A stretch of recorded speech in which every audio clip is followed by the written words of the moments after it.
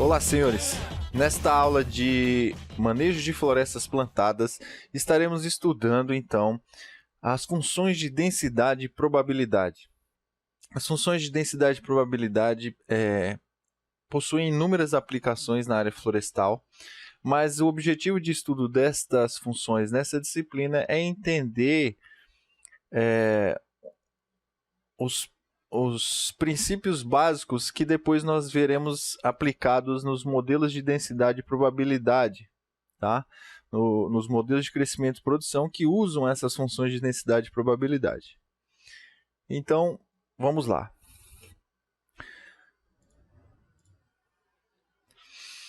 Primeira definição que é importante nós entendermos é que a função, dita função de densidade e probabilidade, nada mais é do que um modelo matemático que tenta explicar a probabilidade de ocorrência de determinada informação, determinada variável amostral. Então, é muito comum que nós façamos amostragem, por exemplo, de diâmetros nas parcelas. E essa variável, apesar de nós medirmos 100% dessa variável em cada parcela, essas árvores medidas dentro da parcela são um universo amostral.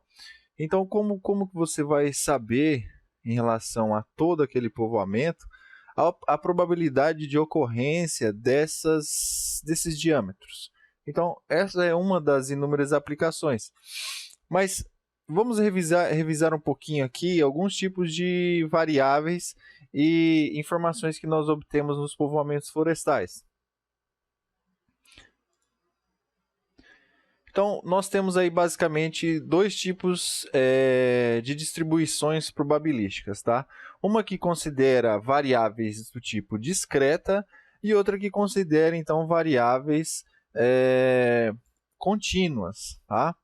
Então, variáveis discretas, nós temos valores como certo ou errado, qualidade de fuste,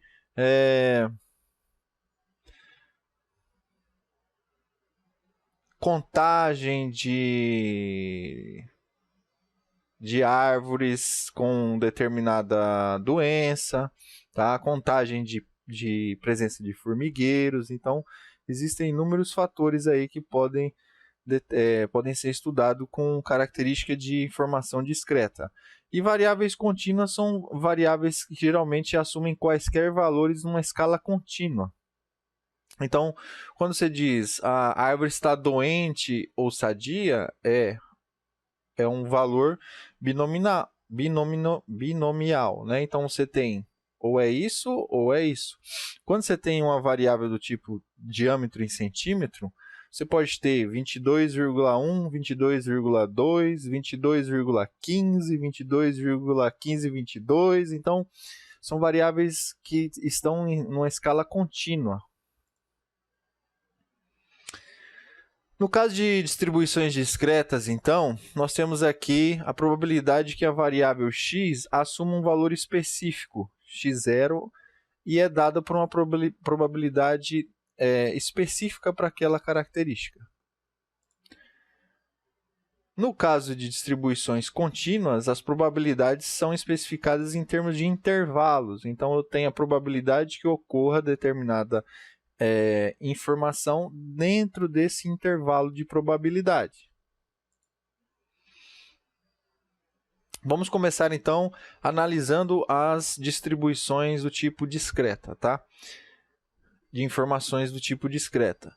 Então, a distribuição binomial é adequada para descrever situações em que os resultados de uma variável aleatória podem ser agrupada em duas classes ou categorias.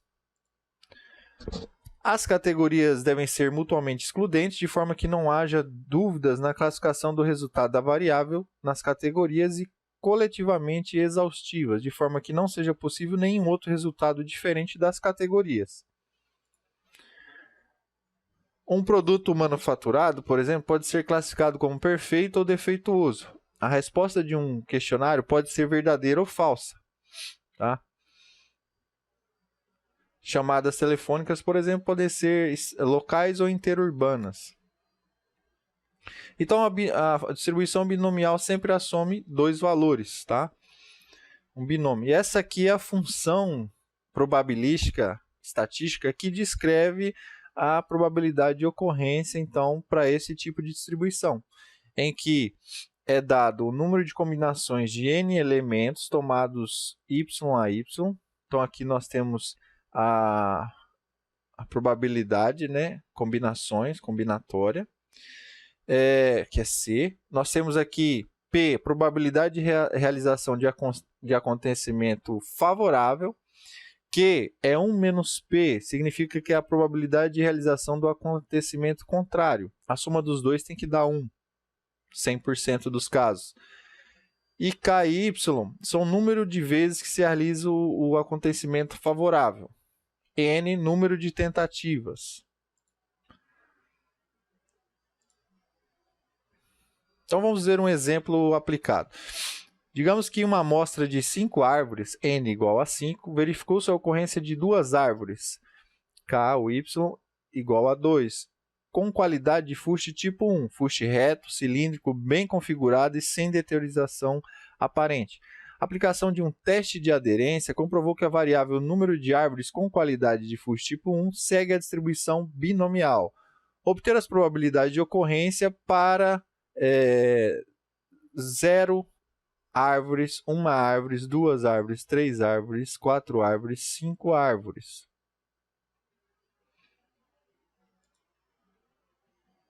Então, a probabilidade em um universo de 5 amostras conseguir uma árvore com qualidade tipo 1, 0, 1, 2, 3, 4 ou 5 árvores com qualidade tipo 1. É importante ressaltar aqui, então, que esse teste de aderência é o seguinte: os dados, ajustar uma função de densidade para esses dados e verificar se essa distribuição dos dados realmente é aderente ou tem um formato que a função binomial pudesse explicá-los. Então, não adianta eu querer usar uma função de densidade e probabilidade, um modelo matemático que não se ajusta, não se adequa aos tipos de dados que eu tenho.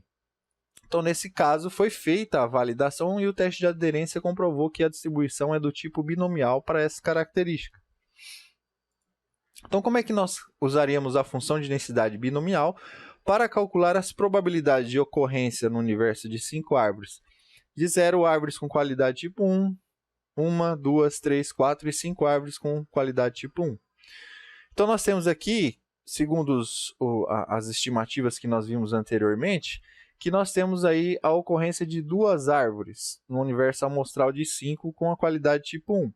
Então, P é igual a Y sobre N, número de ocorrências favoráveis sobre o número total de ocorrências. Então, a chance de ocorrer, a probabilidade aí de ocorrer é 2 em 5, e a chance de não ocorrer é 3 em 5, tá? Então, vamos lá. A probabilidade de não ocorrer árvores com o fuste tipo 1, que é igual a 0, né? Calculando a probabilidade de 0, função de densidade para y igual a 0. Então, nós substituímos aqui os valores, tá? Em que nós temos aqui 0 em relação ao universo de 5. Probabilidade favorável de ocorrência elevada a 0, probabilidade vezes a probabilidade de não ocorrência elevada à quinta, tá? E aqui nós fazemos, então, a resolução desse sistema binomial. 5 fatorial sobre 0 fatorial, que multiplica 5 menos n fatorial, vezes a probabilidade de ocorrência, vezes a probabilidade de não ocorrência. Tá? Nós chegamos ao valor, então, de 0,0778, ou seja, a probabilidade de não ocorrer nenhuma árvore com qualidade tipo 1 é de 7%, tá? Dividido por 100, 7%, aproximadamente 8%, 7,8%. A probabilidade de ocorrer uma árvore com a qualidade tipo 1 é o mesmo sistema. Percebam que aqui, em vez de 0, estamos usando y igual a 1. Tá? E aí chegamos à probabilidade de 25%, aproximadamente 26% de probabilidade de ocorrer no universo de 5 árvores, uma árvore com qualidade tipo 1, de fuste tipo 1. E a gente segue aplicando para todo o universo amostral, que seriam a amostra de 5 árvores, tá? E se eu calcular e somar tudo isso daqui, todas essas probabilidades aqui em sequência, terei que chegar ao valor igual a 1, 100% das ocorrências, tá? Então, y igual a 0, 0 ocorrências eu tenho 7%, uma ocorrência 25%, duas ocorrências 34%, 3 ocorrências 23%, 4 ocorrências 7% e 5 ocorrências 1% de probabilidade de acontecer. Se eu plotar isso aqui num gráfico, então é que eu tenho x. X é o quê? Número de ocorrências da qualidade difuso tipo 1, e f de x é a função que descreve essa probabilidade. Como nós temos uma variável discreta, então nós temos ali para cada valor uma probabilidade específica, tá? E essa é a distribuição binomial para esse estudo, para esse caso.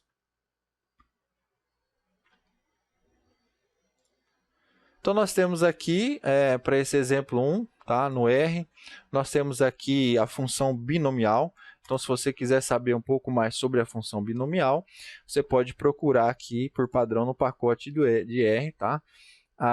Aquilo que descreve a função binomial. Eu vou colocar aqui x com valores de 0 a 5. Então, eu tenho um vetor de x aqui que eu tenho os valores 0, 1, 2, 3, 4 e 5.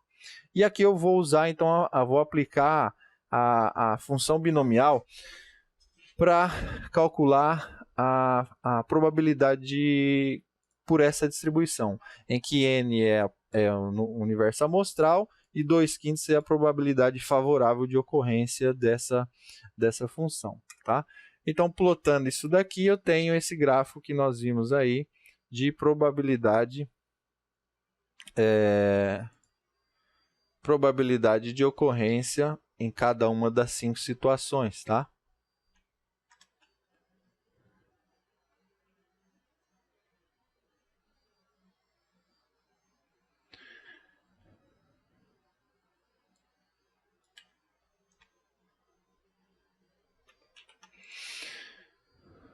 Tranquilo.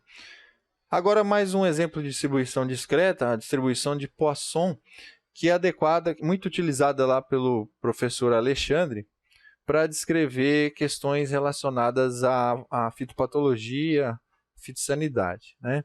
E elas geralmente são usadas para descrever situações de probabilidade de ocorrência em um campo ou intervalo contínuo. Então, geralmente, uma variável discreta em relação ao tempo, ou uma variável discreta em relação a uma área. Então, um exemplo aqui, o número de acidentes por mês, número de defeitos por metro quadrado, alguns exemplos, né? Número de clientes atendidos por hora. Note que a variável é aleatória e é discreta, número de ocorrência. No entanto, a unidade de medida é contínua, tempo, área. Além disso, as falhas não são contáveis, pois não é possível contar o número de acidentes que não ocorreram, nem tampouco o número de defeitos que não ocorreram.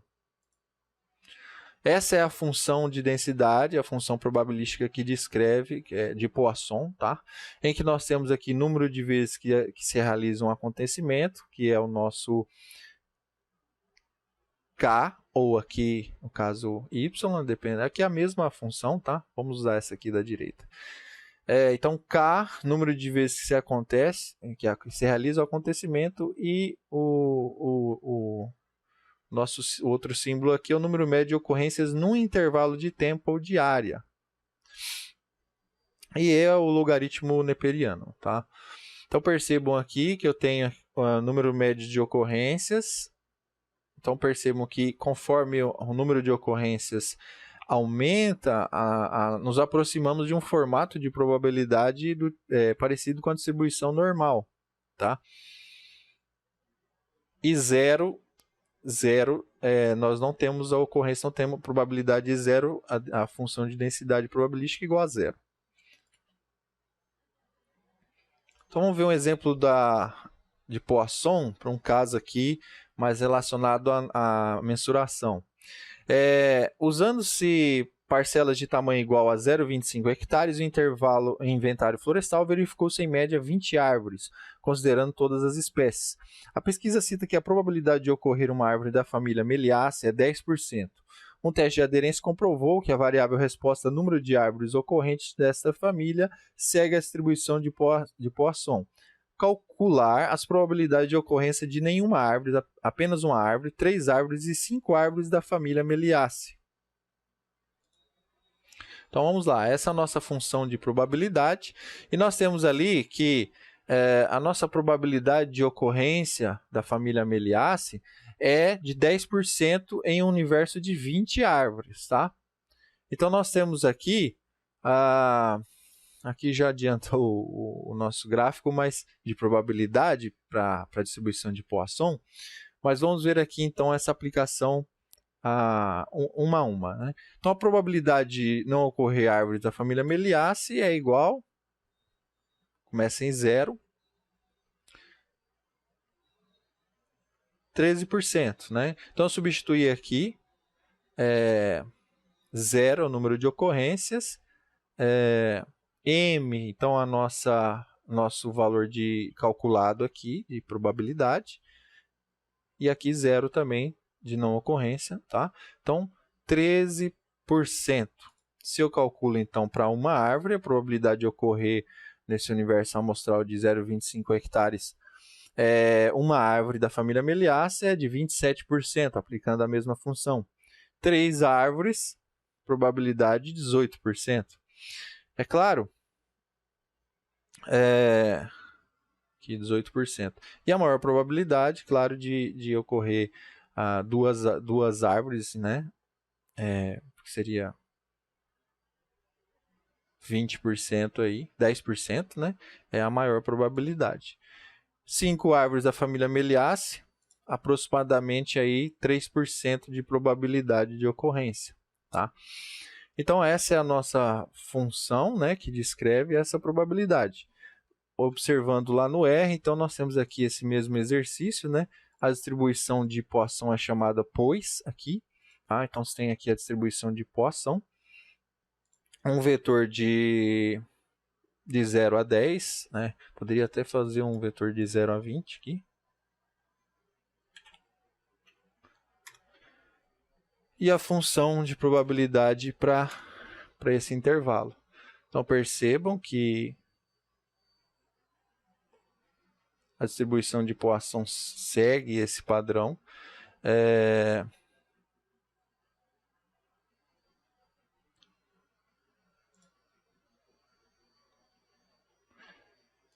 Se eu quiser saber a probabilidade de ocorrência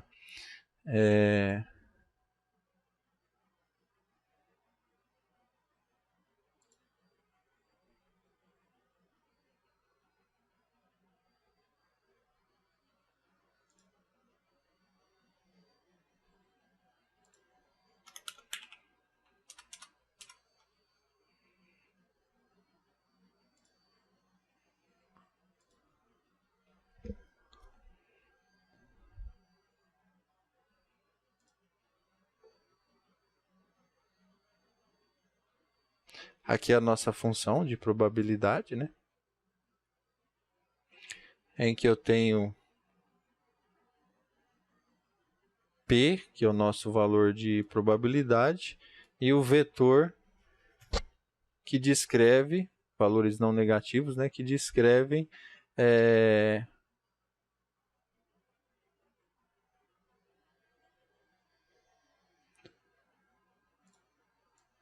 as possibilidades de ocorrência ali.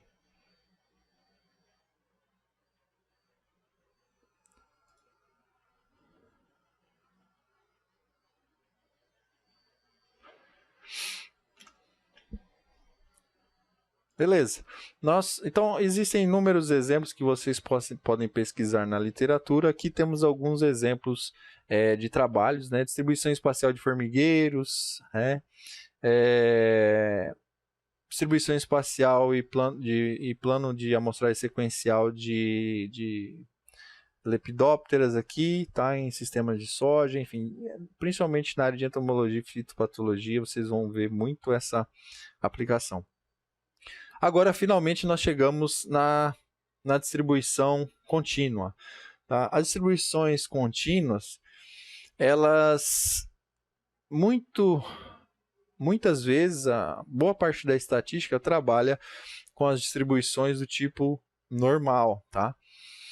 Por isso que vem a expressão normalidade dos dados e tal. Muitos princípios pressupostos estatísticos trabalham em cima do pressuposto da normalidade dos dados.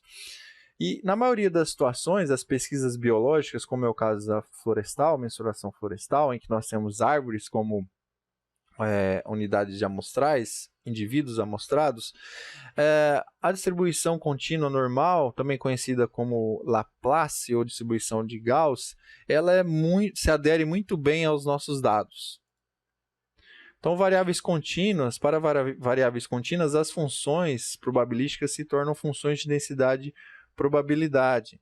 A função de densidade e probabilidade não trabalha com valores pontuais, e sim com intervalos infinitesimais. Ela informa a probabilidade a variável x assumir um valor no determinado intervalo.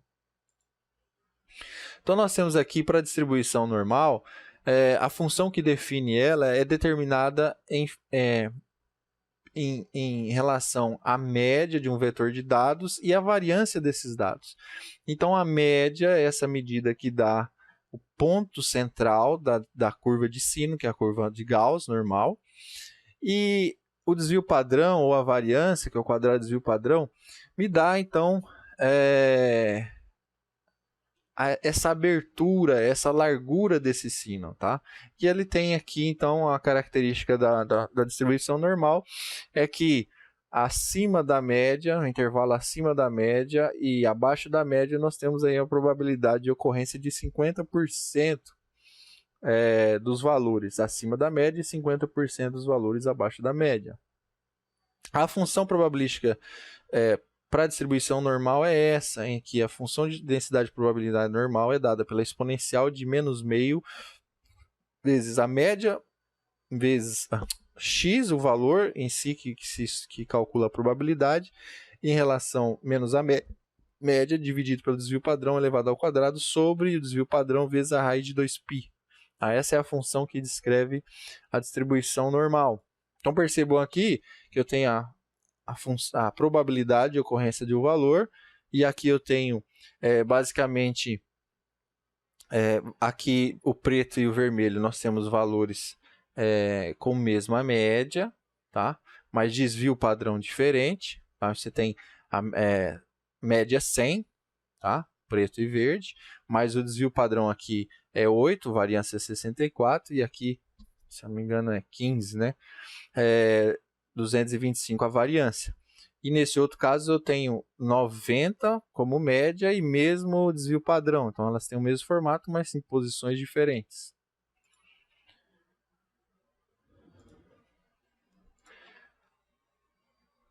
Na estatística, nós utilizamos a chamada distribuição normal padronizada, que basicamente nós fazemos os cálculos trazendo os valores como considerando uma média igual a 0, um desvio padrão igual a 1, e calculando então as probabilidades de ocorrência em intervalos para essa distribuição de Z. A distribuição normal padronizada facilita os cálculos de probabilidade, evitando o uso de integrais complexas. E aí nós temos o valor de probabilidade tabelado de Z acumulado, a utilização desses scores. Então, Z basicamente é a média, o valor vezes menos a média dividido pelo desvio padrão. E aí nós conseguimos usar essa padronização para facilmente calcular probabilidades em intervalos. Então, nós temos aqui, se nós considerarmos, então, média igual a 0 e desvio padrão igual a 1, nós podemos considerar que no intervalo de mais ou menos 3 desvio padrão, nós temos aí a probabilidade de 99,7% de ocorrência dos casos, tá? E aí segue, né, aqui esse Z, então, em relação a esse, considerando o desvio padrão igual a 1 dos dados, relativos aos nossos dados, e a média igual a 0. E aí nós chegamos aqui, a probabilidade na tabela de Z é a probabilidade acumulada, tá? Que vai de 0 até aquele ponto que nós queremos calcular a probabilidade de ocorrência de um valor. 1.1, 1.15, por exemplo, seria essa probabilidade acumulada do valor de z. Aqui 1.00, que é z igual exatamente a 1, eu tenho a probabilidade acumulada de 0,8413. Tá? Então, eu tenho toda essa área de probabilidade aqui acumulada. Vamos ver aqui uma aplicação. Usando a tabela padronizada.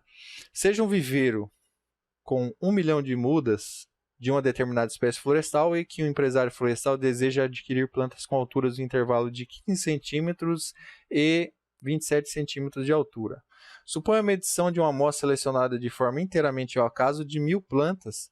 O resultado de um teste estatístico de aderência comprovou que a variável resposta à altura distribui-se normalmente com uma média igual a 20 centímetros e variância igual a 25 centímetros ao quadrado.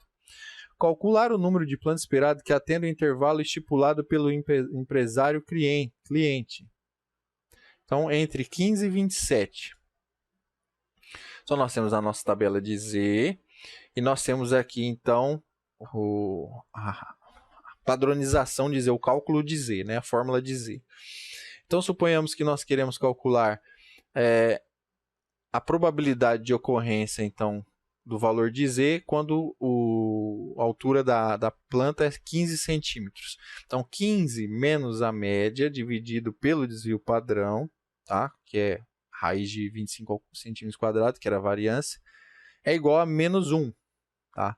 Então, essa posição é inferior, o limite inferior é menos 1 na distribuição normal. E o limite superior é dado, então, pela posição 27 centímetros, tá? Menos a média, dividido por 5, que é o desvio padrão, é 1,4. Então, imagine o seguinte, nós temos aqui, então, essa distribuição, né? Aproximadamente normal, e nós temos aqui, então, um limite superior e um limite inferior. Tá? Que são dados, então, pelo 15 e o nosso 27 ali. Então, Z igual a menos 1, e aqui é a nossa média, né? A média aqui no centro.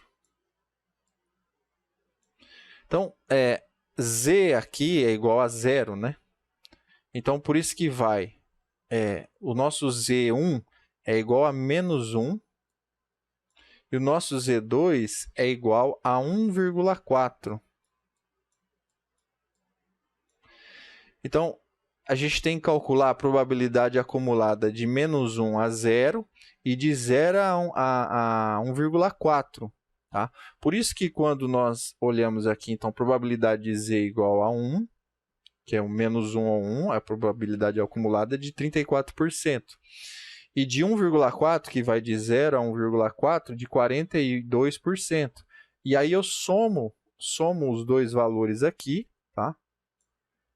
E aí a probabilidade acumulada é de 76%. Então, dentro desse grande intervalo aqui, nós conseguimos saber, desse grande intervalo aqui, nós sabemos que 76% de probabilidade de ocorrência desses valores, tá?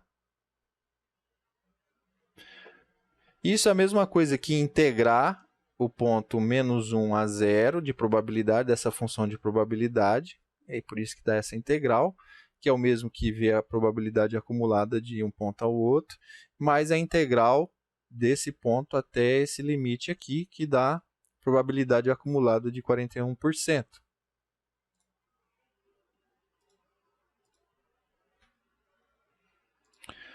Em relação a esse problema, então nós podemos concluir que no nosso viveiro nós temos aí de 1 milhão de mudas, 76% de probabilidade de ocorrer mudas entre 15 e 27 centímetros de altura. Tá?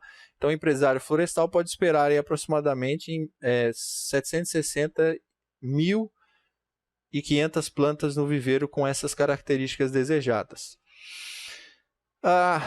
O nosso último exemplo aqui, então, vocês podem pesquisar na internet, nós utilizamos muito as funções de densidade e probabilidade para explicar a probabilidade de ocorrência de diâmetros, tá? em parcelas ou em povoamentos. E aí você pode usar diferentes funções matemáticas, modelos matemáticos para essa distribuição. Normal, log normal, gama, beta, Weibull, 2 parâmetros, Weibull, 3 parâmetros. Vamos ver aqui a nossa função de densidade e probabilidade normal para um exemplo de distribuição diamétrica. Então, suponhamos que nós temos uma unidade amostral, em que nessa unidade amostral nós tivemos 50 árvores medidas e nós temos aqui, então, 50 valores de DAP para essas 50 árvores. Considerando que a distribuição diamétrica se adere à função de distribuição normal, qual a probabilidade de ocorrer árvores entre 25 e 26 centímetros de DAP? Então, como é que nós faríamos esse cálculo? Com base nesses valores, nós podemos calcular, então, ajustar a função de densidade e probabilidade em relação a esses valores. Então, vamos lá. Temos aqui. Essa é a função de densidade e probabilidade normal, tá? Distribuição normal. Essa é a função que descreve a probabilidade de ocorrência. Vou deixar essa função aqui criada. Agora eu vou ajustar essa função para os valores de x.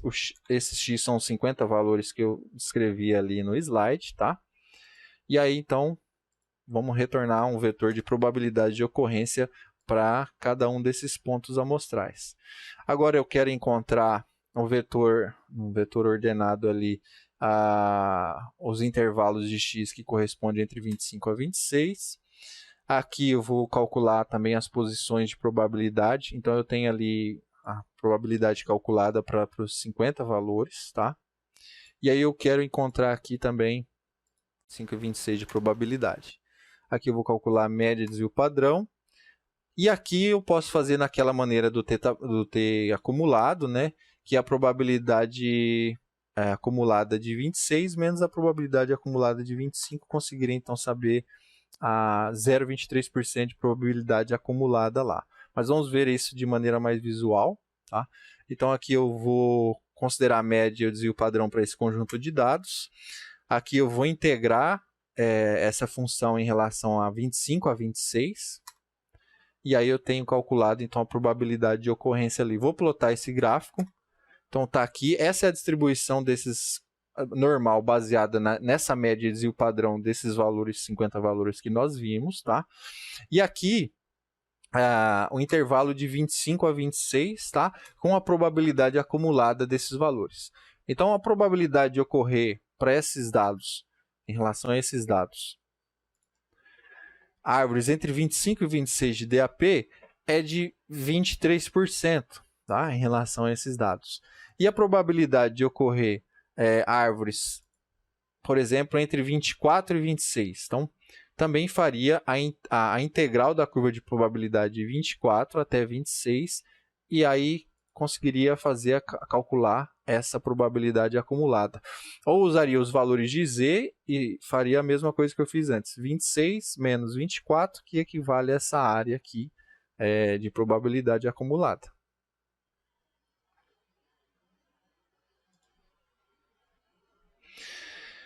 Em relação às funções de densidade e probabilidade normal, é importante entendermos que existe um princípio chamado de teorema do limite central, né? Que é esse teorema que diz que a média é a medida de tendência central que se ajusta a esses dados. Claro, se os dados tiverem probabilidade. Aqui eu vou só mostrar, então, calculando para esse novo intervalo, né?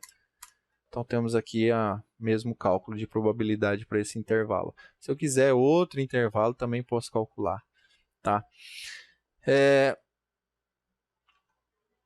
E por que é importante entender a teoria do limite central? Quer dizer que quanto mais amostras em relação ao universo biológico amostral eu tiver, quanto mais repetições de amostras eu tiver em relação à população, maior a probabilidade dessa população ter uma distribuição normal, tá? Maior a probabilidade da distribuição normal se aderir a esses dados. Então, na inferência estatística, a utilidade do teorema central do limite vai desde estimar os parâmetros com uma média populacional ou desvio padrão médio da população a partir de uma amostra aleatória dessa população.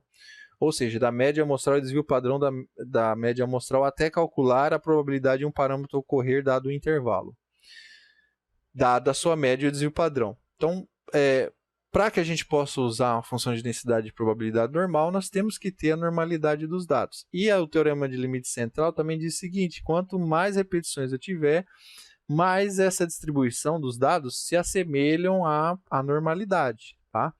E aí tem, então, um número mágico que diz que no mínimo 30 repetições começa, então, a aproximar essa distribuição dos valores num formato de distribuição normal. Claro, valores realmente de dados reais, né? Não adianta eu querer forjar valores aí, chutar valores aleatoriamente, mas se eu for num povoamento lá, montar uma parcela e medir parcelas, se eu medir 10 árvores, 20 árvores, 50 árvores e 100 árvores, a medição que eu fiz de 100 árvores tem a maior probabilidade de ter uma aderência da distribuição normal do que uma amostra de 10 árvores. Então, quanto mais repetições numa mesma amostra de um certo valor, maior a probabilidade de ela se aderir à distribuição normal. Tá? Então, nós continuaremos em relação à distribuição diamétrica de parcelas no próxima semana com relação ao desafio de ajuste de funções de densidade e probabilidade para distribuições diamétricas, tá? Nós veremos outras distribuições que não seja só a distribuição normal. Até lá e obrigado!